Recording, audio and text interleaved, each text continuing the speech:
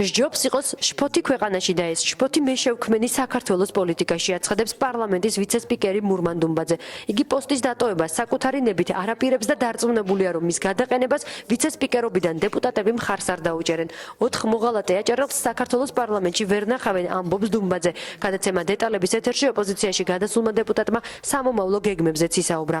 როცა საქართველოს თემა ჩემთვის თანამდებობა არ მოუწია, როცა მოსახლეობა მივიყვანა საქართველოს პარლამენტში და როცა მაჟორიტარობა დამიჭირეს მხარი, კანონი განსაზღვრავს გამოწვევის წესს. 6 მაჟორიტარული წესით არჩეული დეპუტატიდან 4-მა უნდა მოაწევოს ხელი, რომ მე 4 მოღალატე აჭარელს დღეს საქართველოს პარლამენტში ვერ ნახავენ. ყველა ერჯებიან. ეხლა თქვენ მითხარით, გაქვს თუ არა კონსულტაციები. მე დეპუტატებს არ დაურეკავ, არა ვარ ის კაცი.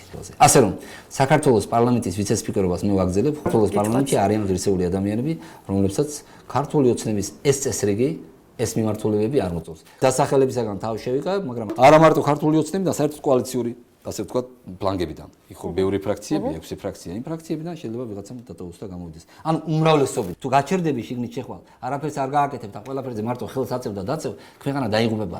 ჯობია იყოს შფოთი ქვეყანაში და ეს შფოთი მე შევქმნი საქართველოს პოლიტიკაში.